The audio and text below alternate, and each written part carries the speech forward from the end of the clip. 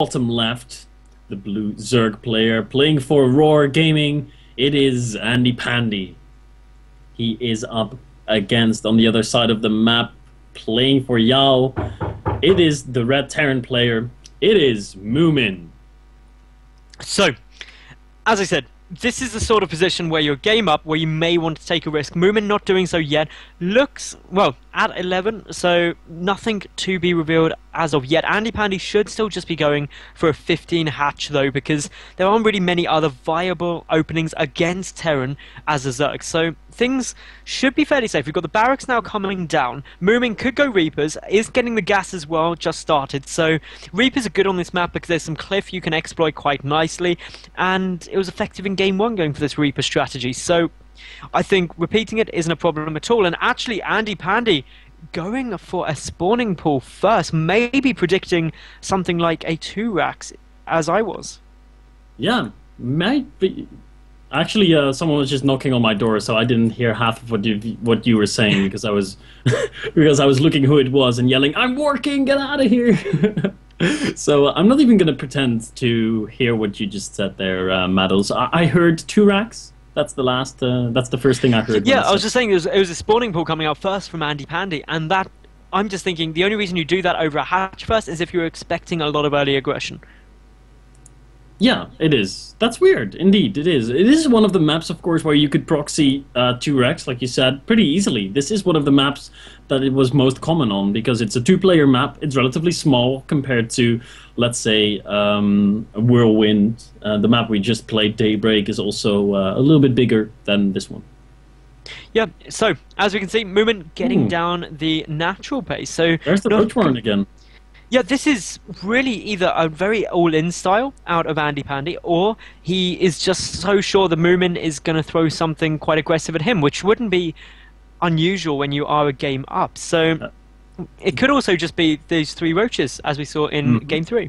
Yeah, this is definitely not a defensive roach build. This is going to be an offensive roach build, and he will be able to start 3 roaches in just a little bit. Let's see, is he going to play those mind games again? We see the Reaper is chasing down those 2 lings, and the Reaper has to, because those 2 lings could deny the command center, kill the SCV. So the Reaper is not going to be able to scout the roaches coming this time around. The Reaper was forced to turn around and go ahead and defend against the 2 Zerglings, and that's exactly what AndyPandy wants the Reaper to do. Yeah, the Reaper is now really just being forced to take out those Zerglings there, but still no sign of what that Roach one's going to be used for. AndyPandy is currently supply blocked, getting that Overlord down as we speak, so that frees up the supply, ready to potentially do something. Just the 3 Roaches moving across the map, so yeah, with that... Yeah, that's exactly what he wanted to do with them. Is that worth it, though? 3 Roaches... That's the investment he makes. He makes a very early Roach Warren, therefore his drone count is going to be a lot lower. And this time Moomin saw it coming, and he played against it in last game. So he's just going to build a bunker on top of the ramp, and he should be fine, really. Just wait until the first Marauder pops out, or the first Widow Mine. I think that ultimately you need to follow this up with something more, because no damage is going to go down. Straight away we've got the bunker. Moomin did an amazing job defending this in-game... Oh, that was close, man. It was close. It was close indeed. But, I mean, the lack of a follow-up is what is the real problem. AndyPandy's just droning behind this, not causing a huge delay at the moment for Moomin. And remember in the last game, Moomin defended the same sort of aggression very easily. Yeah, and with a different kind of style, though. Last game he made a Marauder. This time he's also making a Marauder, but he still has his Reaper, 2 Marines, and 2 Hellions left alive. That should be enough to deal with the Roaches. It should be, so not massive amounts of worries there, and of course the natural will just land and everything should be relatively fine.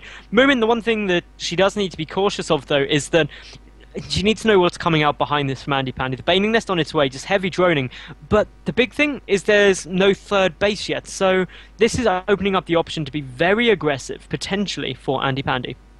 He could go ahead and do that. Every time it went to the more late game, that's where AndyPandy struggled a little bit, so maybe he wants to end it early on. He knows he's going to lose the Roaches, so trying to do as much damage as possible, but was able to kill off the first 2 initial Marines, the Reaper, and has killed off a Hellion.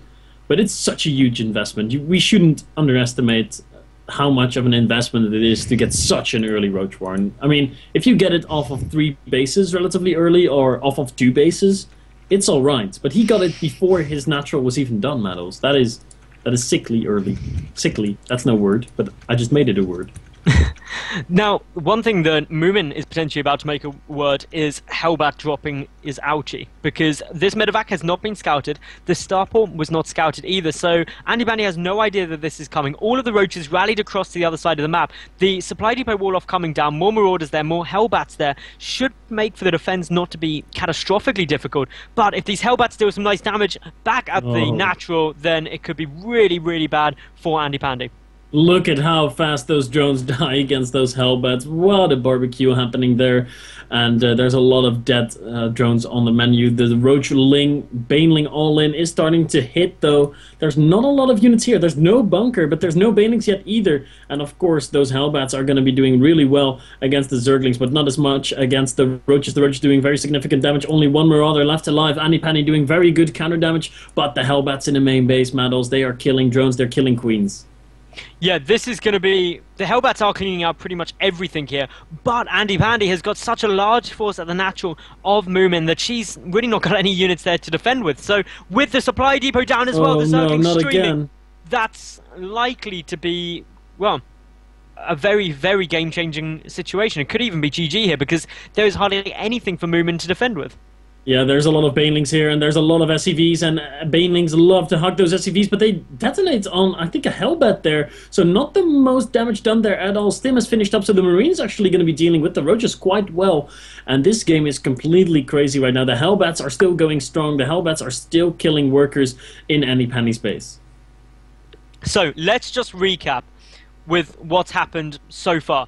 We saw the Moomin win for this Hellbat drop, which has been incredibly effective, at the same time that AndyPandy was really just pushing in for a lot of aggression and managed to do some quite nice damage. In total, the workers killed Moomin, she killed 25, and AndyPandy killed 21. So that's really leveled things out quite nicely. The difference is AndyPandy has managed to secure his third, but it's only at 23 harvesters. That's a real hard economic hit, and Moomin has mules.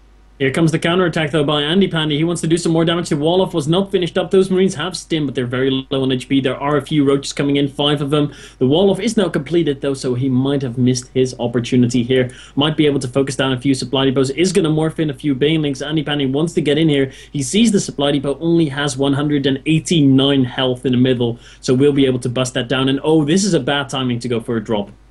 Yeah, you don't want to be moving those units out at the moment, and of course, in comes the Zerglings. A bunker is getting thrown down. The Banelings get focused, but there's so many Zerglings here.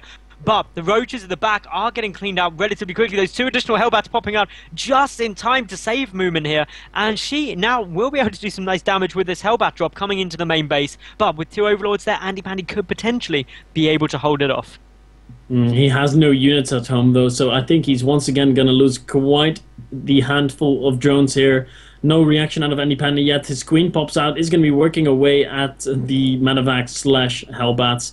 But the Hellbats once again going to be roasting all the mineral line down. I think Moomin is doing critical damage here. The Roaches at the front get cleaned up. AndyPandy has got nothing to deal with these 2 Hellbats. I think these 2 Hellbats are going to win Moomin the game at this point. Yeah, she's just absolutely tearing apart AndyPandy's economy. There's hardly any units here to really defend against it. A couple more drones going down, lost mining time. Ultimately, AndyPandy is only ahead by 6 workers. But with the 2 mules, that's not going to be enough. There's lost mining time here. All of the standing force of AndyPandy's been taken out. The Medevac does go down, unfortunately, to that Queen, but the Hellbats are now just working away very nicely. They're in a good position and shouldn't have too much to worry about. Oh, is he going to get the Queen? No, the Queen stays alive with 26 HP, so that's a little bit of a light, a little bit of light in the darkness for AndyPandy. He's still in a lot of trouble, though. I mean, he's going to lose an Overlord over here on the high ground, potentially, and Moomin could move out to do some damage. I'm actually surprised that AndyPandy is still looking quite alright in this game. He's got 40 workers. It's all because of that 3rd base, that he's still in this game.